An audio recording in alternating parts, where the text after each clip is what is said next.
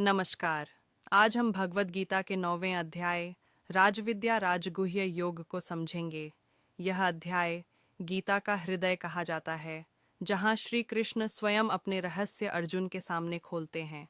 श्री कृष्ण कहते हैं, हे अर्जुन, मैं तुम्हें सबसे गुप्त ज्ञान दे रहा हूँ। यह ज्ञान राजाओं का भी राजा है और सबसे पवित्र है। भगवान कहते हैं, यह संपूर्ण संसार मुझसे उत्पन्न हुआ है। मैं सब में व्याप्त हूँ, लेकिन फिर भी मैं उनसे बंधा नहीं हूँ। जैसे आकाश सब जगह होते हुए भी किसी से लिप्त नहीं होता, वैसे ही मैं संसार में रहकर भी उससे बंधा नहीं हूँ। श्री कृष्ण कहते हैं, जो लोग मुझे नहीं जानते वे मुझे साधारण मनुष्य समझते हैं। वे मेरी दिव्य शक्ति को पहचान नहीं पाते। भगवान बताते हैं कि केवल बाहरी पूजा पर्याप्त नहीं है। जो व्यक्ति भक्ति, श्रद्धा और प्रेम से मेरा स्मरण करता है, वह मुझे अवश्य प्राप्त करता है। श्री कृष्ण कहते हैं, यदि कोई व्यक्ति पापी भी हो, लेकिन यदि वह सच्चे मन से मेरी भक्ति करता है, तो वह भी महान कहलाता है।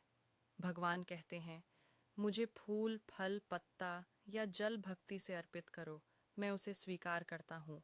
यह अध्याय हमें सिखाता है कि भगवान किसी के कर्म से नहीं, उसके भाव से प्रसन्न होते हैं। जो व्यक्ति अपने सारे कर्म मुझे समर्पित कर देता है, वह संसार में रहते हुए भी मुक्त हो जाता है। राजविद्या राजगुह्य योग हमें यह सिखाता है कि भगवान दूर नहीं है, वे हर उस हृदय में हैं जहाँ सच्ची भक्ति है। भगवद गीता का 9वां अध्याय हमें यह सिखाता है कि भक्ति ही सबसे सरल और श्रेष्ठ मार्ग है। जब मनुष्य श्रद्धा और प्रेम से भगवान को याद करता है, तो भगवान स्वयं उसका मार्गदर्शन करते हैं।